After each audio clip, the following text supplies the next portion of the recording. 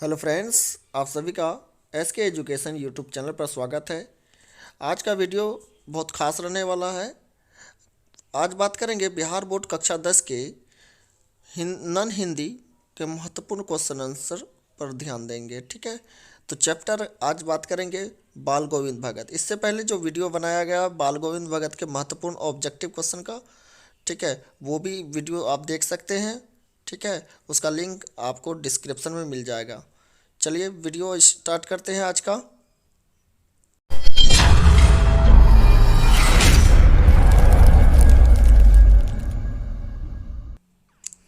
चलिए पहला क्वेश्चन है, बाल गोविंद भगत गृहस्थ थे फिर भी उन्हें साधु क्यों कहा जाता था। ठीक है, कई बार पूछा गया क्वेश्चन है बिहार बोर्ड कक्षा 10 में। ठीक है, कि बाल गोविंद भगत गृहस्थ थे फिर भी उन्हें साधु क्यों कहा जाता था। तो बाल गोविंद बेटा पुतौह वाले गृहस्थ थे, लेकिन उसका आचरण साधु जैसा था। साधु आडंबरों या अनुष्ठानों के पालन के निर्वहन से नहीं होता। यदि कोई जटा जुटे बढ़ा ले तो साधु नहीं हो सकता। वस्तुतः साधु वह है जो आचरण में शुद्धता रखता है। बाल गोविंद भगत की दिनचर्या, कर्तव्यनिष्ठता और आत्मज्ञान उन्हें साधु बना दिया था। ठीक है, समझ गए आप लोग। तो उन्हें साधु क्यों कहा जाता था। चलिए दूसरा क्वेश्चन है आज का, कि भगत ने बेटे की मृत्यु पर अपनी भावनाएं किस तरह व्यक्त की थी। ठीक है, जब उनकी बेटे की मृत्यु हुई थी तो वो उसकी भावना कैसा था। ठीक है, तो इसका आंसर है, भगत ने अपने बेटे की मृत्यु पर विलाप नहीं करते देखे। ठीक है, विलाप यानी रोना वगैरह ये सब कुछ नहीं, बल्कि मग्न होकर गीत गा रहे थे। मग्न होकर क्या कर रहे थे, गीत गा रहे थे। उनकी भावना का यह चरम उत्कर्ष था। वह अपने पुतौह से कहते थे, आनंद मनाओ। क्या कहते थे, आनंद मनाओ। और एक आत्मा परमात्मा से मिल गया है। उनकी भावना थी कि मृत्यु के बाद आत्मा परमात्मा से मिल जाता है, जो आनंददायक बात है। इस भावना को वे संगीत से ठीक है, संगीत से तथा पुतौह को यथार्थता के ज्ञान देकर भावना को व्यक्त कर रहे थे।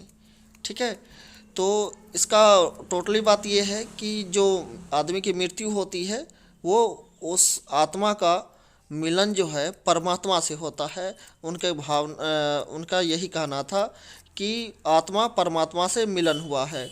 ठीक है, इसमें उत्सव मनाना चाहिए, खुशी मनाना चाहिए।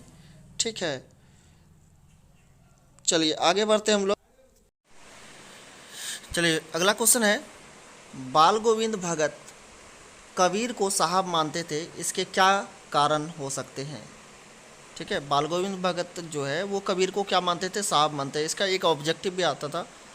ठीक है, बाल गोविंद भगत किसे अपना साहब मानते थे, तो कबीर को अपना साहब मानते थे।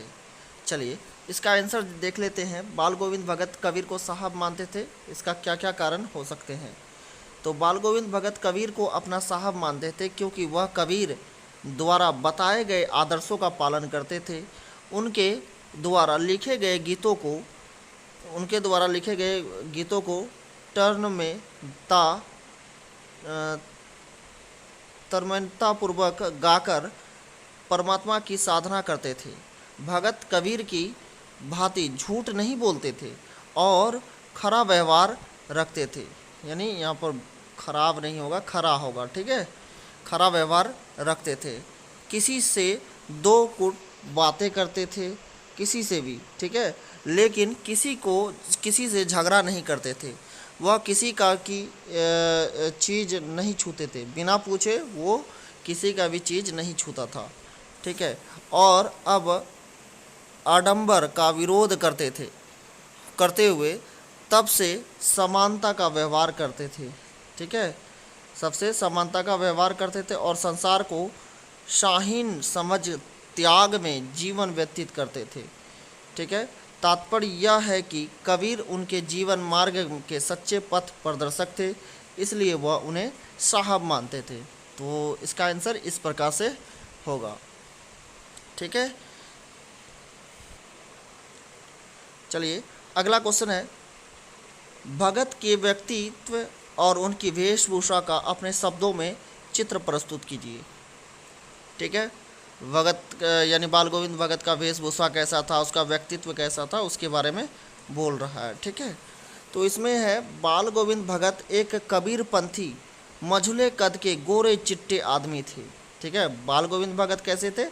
भगत जो है एक कबीरपंथी थे, है ना, कबीरपंथी थे वो, है ना, कबीर का ही गीत गाया करते थे, और मझले कद के गोरे चिट्टे आदमी थे। उम्र 60 के ऊपर है, उसका उम्र कितना है? 60 के ऊपर है। बाल पके थे, लेकिन साधुओं की तरह जटाजूट नहीं रखते थे। वो जो साधु जैसे रखते हैं जटा वगैरह, वो उनके पास वैसा वेशभूषा नहीं था। कपड़े कम पहनते थे। ठीक है, कबीर जो है कपड़े कम पहनते थे, और कमर में लंगोटी और सर पर कबीर पंथियों की सी कनपटी टोपी। जाड़े के मौसम में एक काली कमली ओढ़े रहते, मस्तक पर रामचंदी चंदन तथा गले पर तुलसी की माला पहने रहते। ठीक है, तो ये ठंडी के मौसम में भी ये कपड़ा उतना नहीं पहनता था, और यह एक काली कमली ओढ़ करके ही वो अपना जीवन व्यतीत करता था, और बहुत सवेरे उठ करके वो भजन कीर्तन करना प्रारंभ कर देता था। ठीक है, ये है भगत की व्यक्तित्व और उनकी वेशभूषा। तो आप सभी को ये वीडियो कैसी लगी तो कमेंट करके ज़रूर बताइएगा, और वीडियो आप सभी को अच्छी लगी हो तो वीडियो को ज़रूर लाइक कीजिए, और हमारे SK एजुकेशन यूट्यूब चैनल को सब्सक्राइब कर लीजिए, और बगल में बेल आइकन का बटन है उनको भी प्रेस कर दीजिए, ताकि नया वीडियो का नोटिफिकेशन आप तक पहुँचे। धन्यवाद।